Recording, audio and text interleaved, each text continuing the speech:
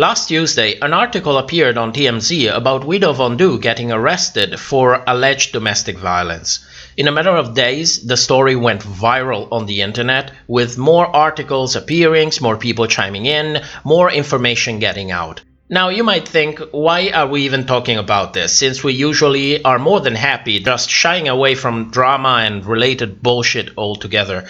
However, this situation is a pretty real and serious one, and I think it's important to go beyond shock value and try to explain to you what is going on and why. And as you know, I'm pretty allergic to polarized reactions and subjective views, especially in cases like this, where there's more at stake than just another minute of fame at the expenses of someone else.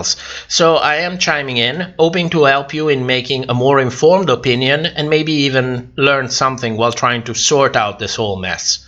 So first, a couple of disclaimers. I am not a lawyer, so please take what I say as personal opinions and not as legal advice. And second, although I try my best to be as objective as possible, I still have a well-proven positive bias toward Widow Von Du that might affect my opinion and the things that I say, despite my best efforts, so please keep in mind that too. According to the article, Widow came back early in the morning of Friday the 28th of May, found her boyfriend sleeping in her house, and that upset her. The so-called boyfriend claims to have been then physically assaulted in what I think could possibly be described as an excessive use of force, and I'm gonna keep it at that, because if you want the gruesome alleged details, there's a link in the description for that article. But suffice it to say that he went to the hospital, where he received 14 stitches for his injuries.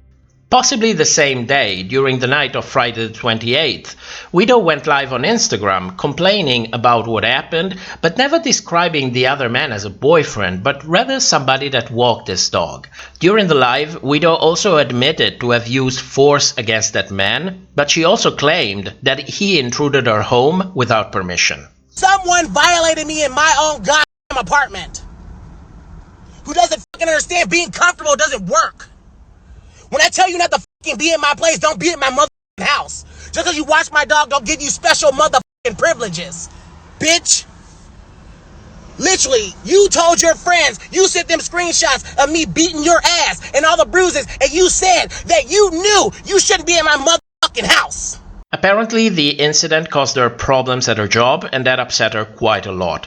I literally was disrespected in my apartment. I've been disrespected in that bar so many times, and I've been banned because I'm black, and I'm sorry that the little white boy who fucking tried me got his ass beat. According to a following article from People magazine, on Saturday, May the 29th, around 6 p.m., the police was informed of the incident and they contacted the alleged victim, which in turn reported an assault. 2 days later, on Monday, May the 31st, Widow was arrested and taken into custody. A video of Widow being arrested also surfaced online, where she was claiming that she was simply acting in self-defense inside her own home, and the arrest was racially motivated. What do you need me to do? What do you need me to do? What do you need me to do? Here's my thing is, they're saying they're taking you down for questioning. No, they're taking me down because I was assaulted in my apartment, In your own and house. someone else would In not her take own home. would not understand that his privilege does not extend to my apartment. I am being arrested for defending myself in her my own apartment. home. As In her a black man in this city, I am being arrested for defending myself in my apartment. And just because his ass got beat up because he would not leave when I asked 5 times, I'm being arrested. So what I want everyone to see is that I am being arrested right now for defending myself in my apartment instead of someone being arrested for violating me. Widow was then charged with 1 count of domestic assault in the 1st degree and 3 counts of domestic assault in the 2nd degree. She was then released on Tuesday, the day after posting $5,000 of her $50,000 bond. Widow is scheduled to appear in court again on June the 7th. In the meantime, she is on house arrest. Meanwhile, people started speaking out on her behalf, including friends, drag family, and Detox, who invited her followers to sign a petition in her favor. Now, how do we make sense of this whole mess?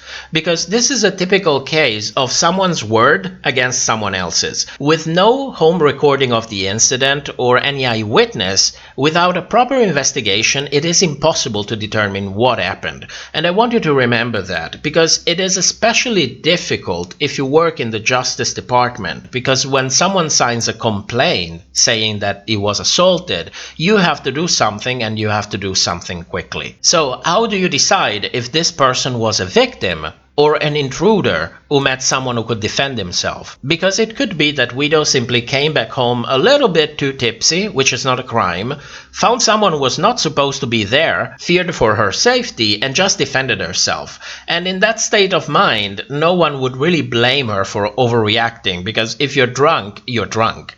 But it could also be that her so-called boyfriend asked her to crash at her place. She then forgot about it, came back drunk, maybe she was a little bit hangry, didn't expect him to be there, and overreacted to a situation that needed no overreaction whatsoever. The short answer is, we don't know. So, why was Widow arrested in the first place? Isn't there a presumption of innocence until proven guilty?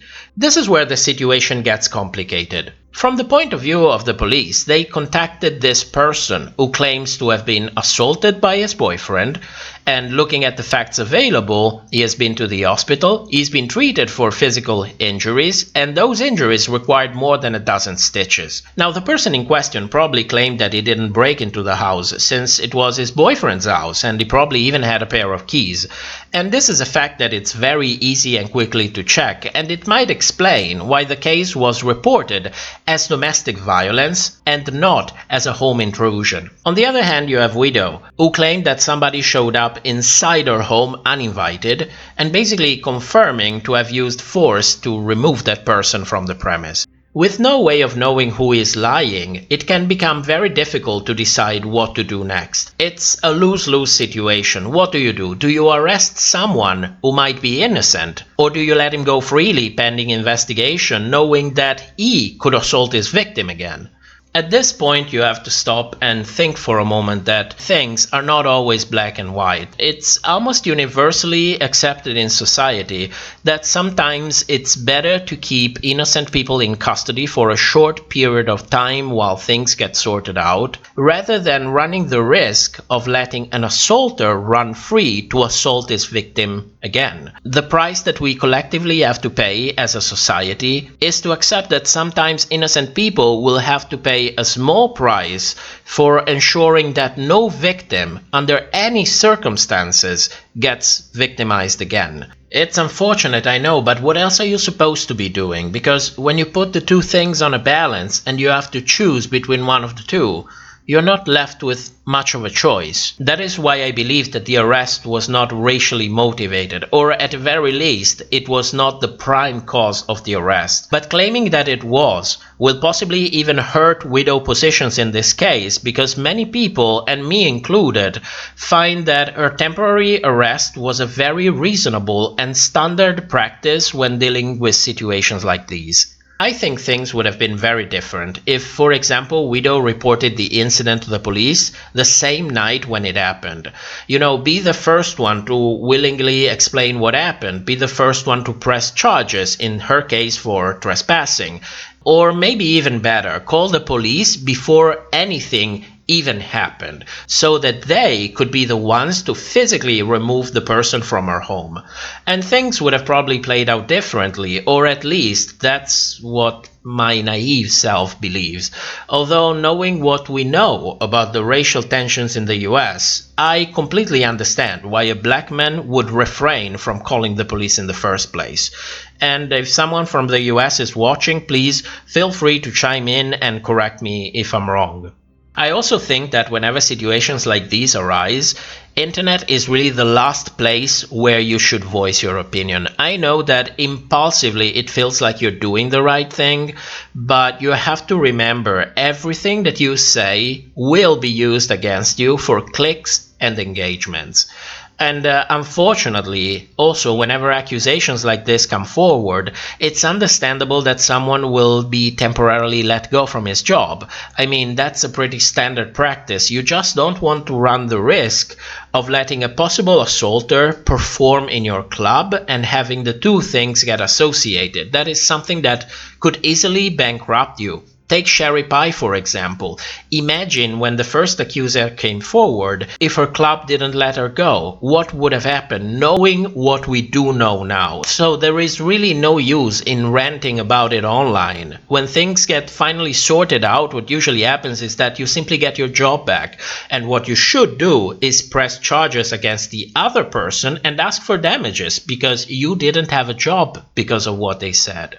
This is really standard practice. So coming online with that live, I think really hurted Widow as well. Now, what do we make of all of this? As with any complicated situations, I think that the truth might lie somewhere in the middle. It doesn't look to me like the man actually broke into her home, but I also believe that Widow was in a way justified in trying to remove someone from her property. I mean, it's your house. You have the right to defend yourself in your own home. It's in the U.S. it also has a name. It's called Castle Doctrine. But unfortunately, when you are a high-profile figure like Widow, things tend to get even more complicated than if you were saying like a common person like me. If history has taught us anything, is that time and time again, fame can make you an easy target from many different directions at once. Fame is money, and money is power. And although it's almost universally accepted that power corrupts, it also tends to attract unscrupulous people of any kind. In addition, things can get easily twisted for the sake of sensationalism, as if we didn't have enough examples of that. More clicks, more engagements, more drama, more money. That's the world we live in today. All of this is very, very unfortunate, but until things get actually sorted out, I think it's premature to draw conclusions of any kind. So let justice run its course and keep watching. If racial bias does indeed come into play, we'll make them hear our voice, and there is little doubt about that. But I hope this video helped you understand the situation a little better and focus your attention more on the facts and less on the usual narratives that get inevitably pushed around whenever controversial situations like these arise. Thanks for watching, and as usual, a special thanks to our patrons for supporting the channel and the work that we do here. Have a nice week, and I will see you soon.